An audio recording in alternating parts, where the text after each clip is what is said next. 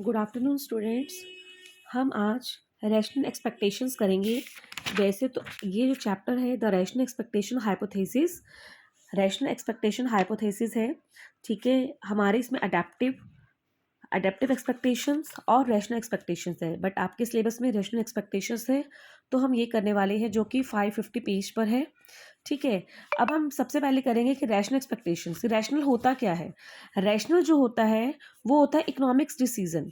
Economics decision क्या है कि इसमें जो व्यक्ति है कोई भी डिसीजन लेने के लिए अपनी बुद्धि का प्रयोग करता है, क्योंकि हमने माना है कि इसमें जो व्यक्ति है, उपभोक्ता है, वो क्या है, एक विवेकशील है।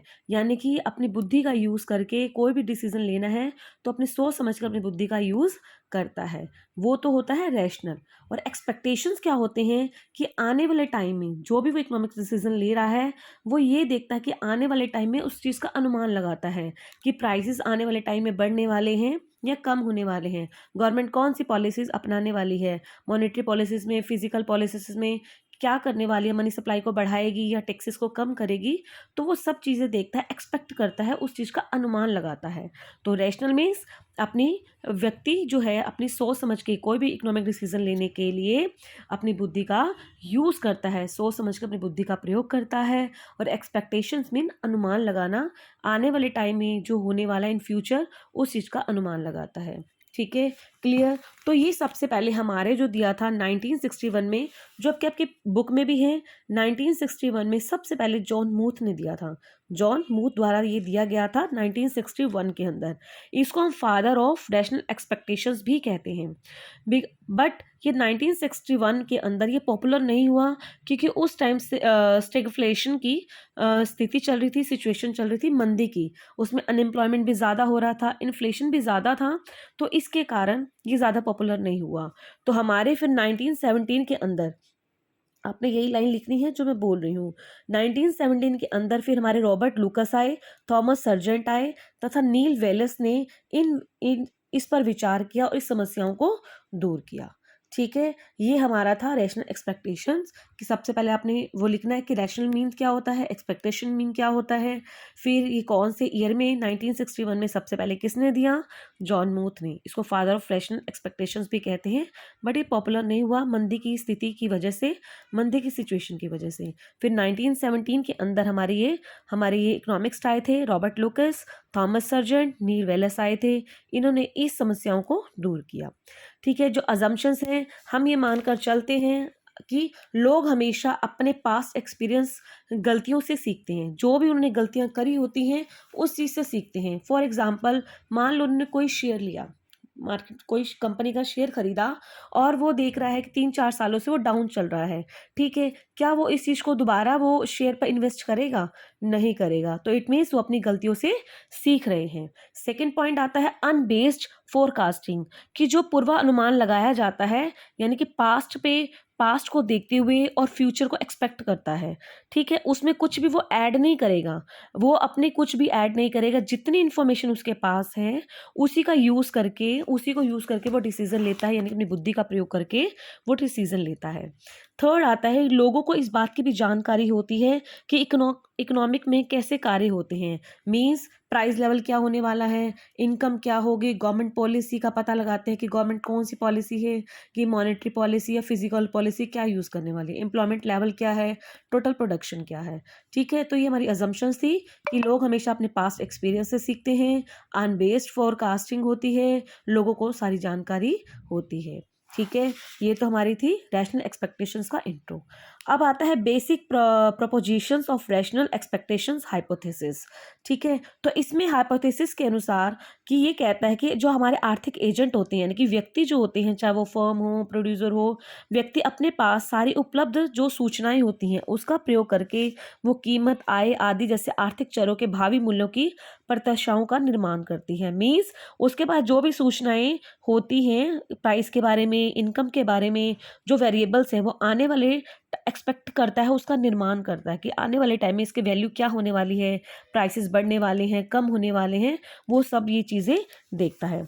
ठीक है, ये आपने यहाँ तक करके उसके बाद ये लिखना है कि रेक्टेक्स की परिकल्पना मानती है, वही लाइन दोबारा बार बार ये रिपीट होती जा रही है, क्योंकि इसमें मनुष्य है वो क्या है, एक विवेक है, विवेकशील है, उसको पता है। ठीक है, क्योंकि वो इकोनॉमिक डिसीजन लेने से पहले वो क्या करता है, अपनी बुद्धि का यूज़ करता है, सोच समझ कर अपनी बुद्धि का प्रयोग करेगा। सारी यही लाइन बार बार यही लाइन लिखी है, एक बार आप पढ़ लेना। ठीक है, फिर उसके बाद जो हमारी गवर्नमेंट है वो क्या करती है, मौद्रिक राजकोषीय नीति, मॉनेटरी, फिजिकल पॉलिसी, इनकम नीतियों पर लागू की जाती है। ठीक है, इसमें क्या करती है, इसका अर्थ है कि मंदी को नियंत्रित करने हेतु हमारी जो मैक्रो इकोनॉमिक पॉलिसीज हैं, जैसे कि टैक्स में कमी करना, सरकारी खर्चा बढ़ाना, ठीक है, सरकारी खर्चा बढ़ाना, मनी सप्लाई को बढ़ाना और बजट घाटे का बजट बनाना आदि पर रोक लगाती है। ठीक है, ये लाइन है। उसके बाद आपको करना है कि ये जो सरकार की मौद्रिक और राजकोषीय नीतियों के बारे में लोग अनुमान लगाते हैं और आर्थिक फैसले करते समय उनकी ओर ध्यान देते हैं कि गवर्नमेंट अब क्या करने वाली है, मनी सप्लाई को बढ़ाएगी, कम करेगी, गवर्नमेंट एक्सपेंडिचर करेगी या फिर टैक्सेस को कम करेगी। तो ये सब अनुमान लगाते हैं लोग अपनी, क्योंकि विवेकशील है तो वो सोच समझकर डिसीजन लिया जाता है। ठीक है, तो ये लाइन लिखनी है आपको, बार बार यही लाइन लिखी हो तो एक बार आप पढ़ लेना। हम अब आते हैं डायग्राम पर, जिसमें कि rational expectations and the Phillips curve, ये वो बोलता है। इसमें जो फ्रीडमैन था, सबसे पहले आपने फ्रीडमैन का फिलिप्स कर्व पढ़ा होगा, उसने एक्लरेशन हाइपोथेसिस की बात करी है, अनएम्प्लॉयमेंट और इन्फ्लेशन की बात करी है। ठीक है, वो ये कहता है कि दोनों अपोजिट होते हैं, अनएम्प्लॉयमेंट बढ़ता है तो इन्फ्लेशन कम होगा, ये बोलता है इन्वर्स रिलेशन है। बट जो ये जो रूल फॉलो होता है सिर्फ शॉर्ट टर्म के लिए होता है, लॉन्ग टर्म के लिए नहीं होता है। ठीक है, क्योंकि इसमें स्फीतिकर प्रत्याशाएं स्फीति की पिछली प्रवृत्ति पर आधारित नहीं होती, क्योंकि जो फ्रीडमैन का फिलिप्स कर्व है वो सिर्फ पास्ट एक्सपेक्टेशंस को पास्ट एक्सपीरियंस को देखता है, वो फ्यूचर एक्सपेक्टेशंस को, यानी कि एक्सपेक्टेशन यानी आने वाले टाइम का अनुमान नहीं लगाता है। मान लो एक शेयर के अगर 10 साल से मार्केट डाउन, मतलब एक कंपनी की जो शेयर है 10 साल से वो डाउन चल रहे हैं उसके प्राइसेस, तो वो ये लगाकर चलेगा कि भाई लास्ट 10 ईयर से वो डाउन चल रहे हैं तो आने वाले टाइम पे भी वो डाउन ही चलेंगे, उसके प्राइसेस कम ही रहेंगे, क्योंकि वो किसको देख रहा है, पिछले अनुभवों को देख रहा है। जबकि ये सिर्फ फ्रीडमैन की थ्योरी कहती है कि वो पिछले अनुभवों को देखता है, आने वाले टाइम को नहीं देखता है। बट जो रैशनल एक्सपेक्टेशंस हैं वो क्या करती है, आने वाले टाइम को देखती है कि आने वाले टाइम में इसके प्राइसेस क्या होने वाले हैं। ठीक है, तो ये फ्यूचर को एक्सपेक्ट करती है, एक्सपेक्टेशंस है तो आने वाले टाइम का अनुमान लगाती है। क्लियर हो गया। अब हम करते हैं कि यहाँ पे जो विवेकपूर्ण जो ये है, जो मैंने बताया रैशनल एक्सपेक्टेशंस, ये लॉन्ग टर्म के लिए चलती है, जबकि फ्रीडमैन का था वो सिर्फ शॉर्ट टर्म के लिए था, लॉन्ग टर्म के लिए नहीं था। ठीक है, अब हम ये करते हैं, सीधा डायग्राम पे आते हैं। यही लाइन इसके बीच में बार बार लिखी हुई है कि वो कीमतों के बारे में, क्योंकि विवेकशील है तो सब सोच समझ कर वो क्या लेता है, डिसीजन लेता है। ठीक है, अब हम डायग्राम करते हैं। डायग्राम पे ओ एक्स पर आपका अनएम्प्लॉयमेंट परसेंट लिया गया है, ये इन्फ्लेशन लिया गया है। ठीक है, अब यहाँ पर देखो हमारी जो अनएम्प्लॉयमेंट रेट है वो 3 है और इन्फ्लेशन हमारा कितना है, 2 है। ठीक है, और हमारा जो शॉर्ट टर्म फिलिप्स कर्व है वो हमारा जा रहा है, ये रहा हमारा इक्विलिब्रियम पॉइंट है ए। ठीक है, यहाँ पर है। अब गवर्नमेंट क्या करती है, गवर्नमेंट को यह है कि अनएम्प्लॉयमेंट को कम करना है, तो वो क्या करेगी, मनी सप्लाई को बढ़ा देगी। क्या करेगी, मनी सप्लाई को जब बढ़ाएगी तो लोगों के पास पैसा आएगा, लोगों के पास पैसा आएगा तो लोग डिमांड भी करेंगे। अब उतना तो प्रोडक्शन नहीं हो पाता है, ठीक है, उतनी सप्लाई नहीं है, तो क्या होंगी, कीमतें भी बढ़ेंगी। जब कीमत बढ़ेगी तो कीमत बढ़कर कहाँ से हो जाएगी, पहले 2 थी, इन्फ्लेशन बढ़कर कहाँ, 2 से कहाँ पर चली जाएगी, 4 पर चली जाएगी, 2 से 4 पर आ जाएगी, ए से बी पॉइंट पर आ जाएगी। क्यों, अब मनी सप्लाई बढ़ गई, लोगों की डिमांड बढ़ गई।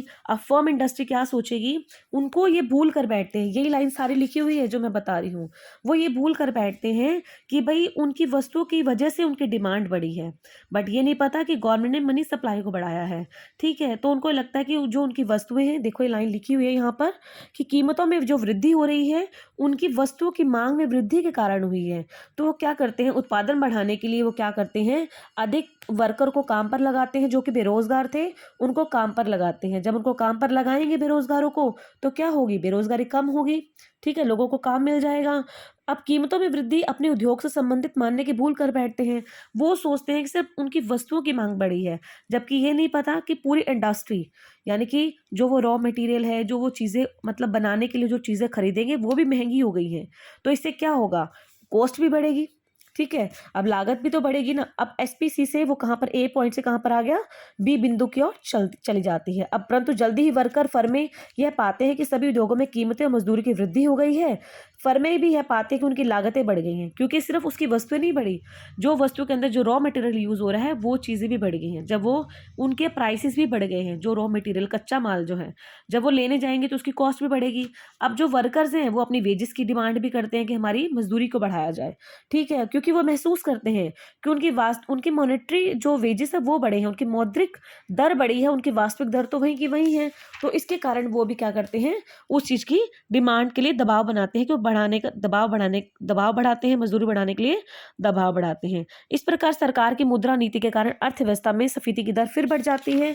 जो स्फीति की दर है वो कौन सी, फिर कहाँ पर चली जाती है, पहले SPC1 था, अब कहाँ पर आ जाती है, SPC2 पर आ जाती है, जो कि इन्फ्लेशन तो 4 है, बी से कहाँ पर चला जाता है, सी पर चला जाता है, ठीक है। आज जब मजदूरी की वो क्या करते हैं, जब वो मजदूरी की बढ़ाने की मांग करते हैं, अब क्या है, उनको जो फर्म्स है, इंडस्ट्री है, उनको मतलब घाटा हो रहा है, तो क्या करेगी, वो भी वर्कर्स को जो लगे हुए थे उनको भी काम से निकाल देती है। बी से सी और चला जाता है, ठीक है, जहां बेरोजगारी की दर 3% दोबारा वहीं की वहीं आ जाती है।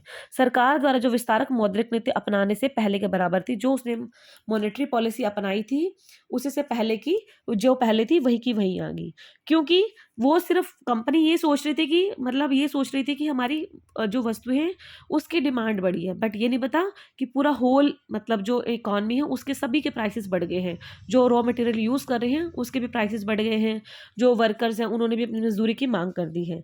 जब सरकार दोबारा मुद्रास्फीति बढ़ाकर रोजगार कम करने का फिर प्रयास करती है, लेकिन इस बार तो कर्मचारी तथा फर्में को मूर्ख नहीं बना सकती।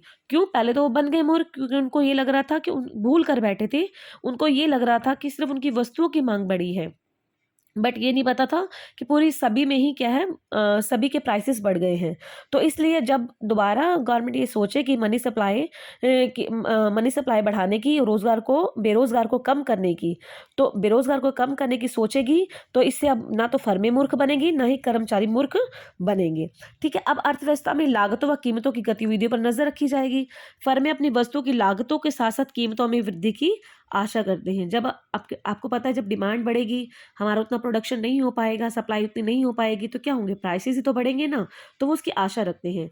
पर अपना उत्पादन बढ़ाने की वो चेष्टा नहीं करेंगे, जो उन्होंने पहले भूल करी थी, अपना प्रोडक्शन बढ़ा दिया था, वर्करों को काम पर रखा था, ठीक है, जिसपे SPC1 के मामले में हुआ था, जो कि मैंने बताया कि जो पहले हुआ था जब उन्होंने प्रोडक्शन बढ़ा दिया था, वर्कर को भी रखा था, बट अब वो गलती नहीं करेगी, क्योंकि वो अब समझ चुके हैं, उन्होंने गवर्नमेंट की पॉलिसी को समझ लिया है, सोच समझ के वो डिसीजन ले रहे हैं, जो कि मैंने बोला आपको, रैशनल क्या है कि लोग अपनी बुद्धि का यूज करके क्या लेंगे, वो डिसीजन लेंगे, जो कि उन्होंने अब दोबारा, जब गवर्नमेंट ने दोबारा सोची मुद्रास्फीति बढ़ाने की, मनी सप्लाई को जो बढ़ाने की सोची, तो वो बेवकूफ नहीं बनेंगी, ठीक है, उनको पता है अब वो प्रोडक्शन नहीं बढ़ाएंगे, अब सिर्फ प्राइसेस को देखेंगे, प्राइसेस बढ़ रहे हैं नहीं, ठीक है। अब श्रम संगठन अर्थव्यवस्था में बढ़ती हुई कीमतों के अनुसार मजदूरी बढ़ाने की मांग करेंगे, क्योंकि वो करेंगे, जबकि सरकार जो है अपनी मौद्रिक प्रसारण नीति को चालू रखती है। वर्करों और फर्मों को इसकी आदत हो जाती है, इसका अनुभव ही उसकी एक्सपेक्टेशंस बन जाती है। जब सरकार दोबारा इस नीति को अपनाती है, तो मैंने वही बताया, फर्में पागल नहीं बनेगी, मूर्ख नहीं बनेगी, ठीक है। तो वो अब क्या करेंगी, बेअसर करने के लिए बढ़ा देती हैं। वो क्या करेंगी, अब उत्पादन तथा रोजगार पर इसका प्रभाव नहीं पड़ेगा, सिर्फ प्राइसेस बढ़ेंगे, ठीक है। अब स्फीति की प्रत्याशा में वर्कर अधिक वेतन की मांग करते हैं। जब इन्फ्लेशन आएगी तो वर्कर कहेंगे हमारी सैलरी को बढ़ाया जाए, तो इससे फर्में अधिक नौकरियां नहीं देती हैं। वो क्या करती हैं, जो मजदूर लगे होते हैं वो तो लगे रहेंगे, या तो उनको भी वहां से निकाल देती है, वो अपना सारा बजट देखती है, उस वजह से वो काम करती है, ठीक है। तो यानी कि एंड पॉइंट ये आ गए, लॉन्ग टर्म के लिए है और जो लोग हैं, जो मैंने पहले बताया कि अपनी बुद्धि का यूज़ करके कोई भी इकोनॉमिक डिसीजन लेते हैं, सोच समझकर विचार करते हैं। पहले तो गवर्नमेंट ने मनी सप्लाई बढ़ाई तो उनको लगा हमारी वस्तुओं की मांग बढ़ गई, तो उन्होंने वर्कर भी रख लिए। लेकिन जब उसने दोबारा सोची तो इससे ना तो फर्में मूर्ख बनी, ना ही वर्कर मूर्ख बने। ठीक है, तो एंड में ये आता है कीमत नीतियों में अपनी एक्सपेक्टेशंस बना लेते हैं कौन? फर्में और वर्कर, ताकि बेरोजगारी की वास्तविक दर प्राकृतिक दर में, यहाँ तक कि अल्पकाल में भी कोई अंतर ना रह जाए, ना तो शॉर्ट टर्म में ना लॉन्ग टर्म में। तो ये आपका रैशनल एक्सपेक्टेशंस थी। ठीक है, फिलिप्स कर्व था कि जो रैशनल एक्सपेक्टेशंस है लॉन्ग टर्म पर है, शॉर्ट टर्म पर नहीं है, जो कि फ्रीडमैन बताता है कि ये सिर्फ शॉर्ट टर्म पर है, लॉन्ग टर्म पर नहीं है। ठीक है, और मैंने आपको ये पॉइंट्स बताए, आपने इंट्रो लिखना है कि किस ऑथर ने दिया। ठीक है, फिर ये बताना है कि उसके पास सारी सूचनाएं उपलब्ध होती हैं, उसके बेस पे वो कोई इकोनॉमिक डिसीजन लेता है, कोई इकोनॉमिक एक्टिविटी करने के लिए कोई सोच समझकर बुद्धि का यूज़ करके वो आगे कोई डिसीजन लेता है। Thank you students.